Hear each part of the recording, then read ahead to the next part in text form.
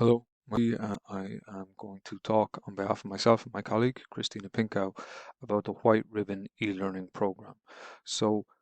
the idea with the White Ribbon e-learning program is that it would allow for e-learning training for teachers who are under constant demands and constant pressure. So the intention of this approach is that it allows for training which supports flexibility and autonomy, but at the same time aligns to a number of key pedagogical considerations around embedding key constructivist elements, supporting principles around learner choice, reusability, equivalency, and accessibility, corresponding with the guidelines for universal design for learning, so on and so forth. So the approach that this e-learning program will take will focus on raising awareness about the importance and impact of school-related gender-based violence, developing an understanding of the areas, offering opportunities for reflection to support deeper learning development, supporting the application of that knowledge within teachers' own roles, and embedding genuine transfer and creating and sustaining a community of practice. So this is essentially what this process will look like, from raising awareness to understanding, deepening understanding through reflection activities and similar, supporting the application of what has been learned in real world practice, and then allowing for additional support, all to build towards this sustainable community of practice. And the idea with this sustainable community of practice is that even after the course ends, there would still be a space available for teachers who wish to continue participating and learning in this area, that they would still have a space and I suppose something of a remit to do so. And the idea with this community of practice is that it would be supported and enabled by organizations such as Men's Development and similar. So in terms of the platform which is being used, a quick demonstration. Um, the initial screen simply provides some information about the overall intentions of the program, gives an idea of time limits and anticipated kind of activities, requirements, so on and so forth. After this,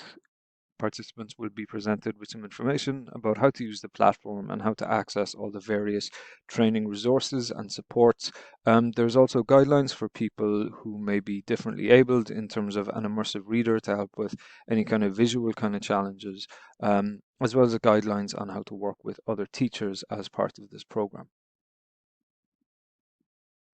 After that module, each module would begin with something of an introduction to the area, again providing information on how long it's anticipated to take, what the requirements are, so on and so forth. And I would in particular note that all of this is subject to change, dependent on the feedback from teachers.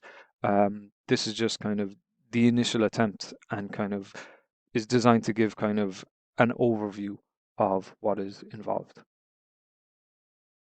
So each module would provide e-learning training, and this would be made available in this interactive, engaging format that is designed to make the process of learning somewhat interesting, somewhat visually stimulating.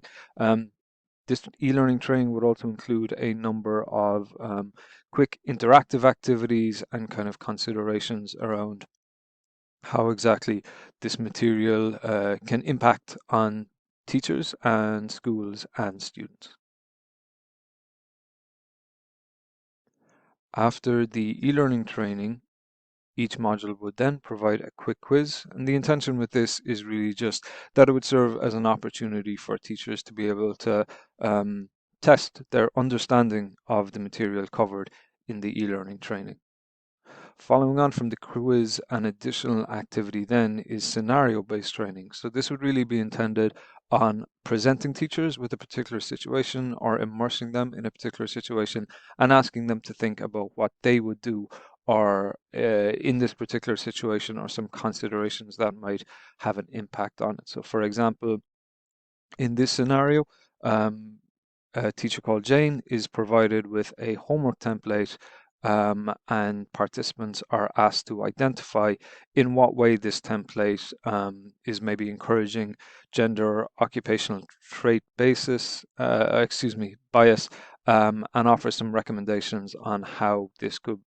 template could be improved to make it a bit more inclusive for all students.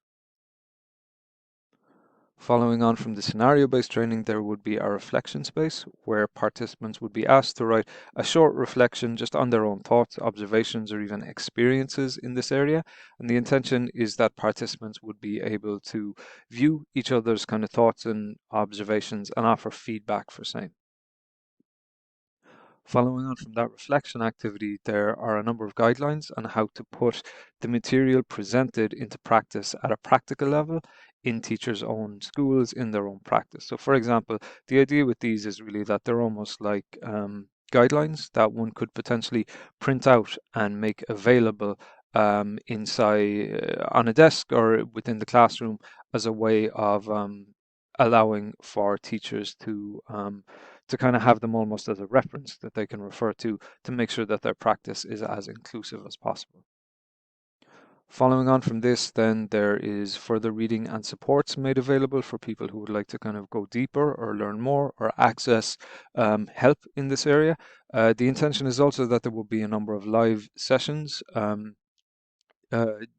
during the program via Zoom, and that these would allow for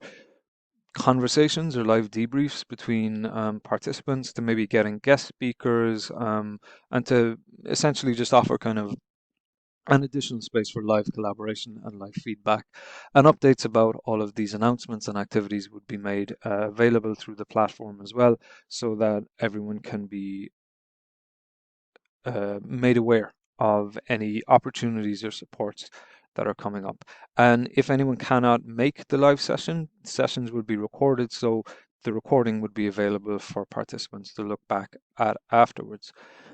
In addition, something which was mentioned with a view to that sustainable community of practice is that there is an additional space made available as part of the project on a software called Discord. And the idea with this is that it would simply be an additional space which is made available to participants, so that after the course is completed, there is an additional space made available where conversation and support and collaboration can continue into the future. And that is very much focused on that notion of a sustainable community of practice. In addition to that, there are also guidelines made available inside the platform on where you can access help and support, and how you can communicate with other students, with other teachers, and an opportunity for additional kind of spaces available to you to be able to share thoughts, feedback, so on and so forth. So that is the overall learner experience, which is intended for the White Ribbon e-learning program. We do hope that this has been of some use to you, and we look forward to hopefully seeing you participate in the program in the near future. Thank you very much for your time, everyone.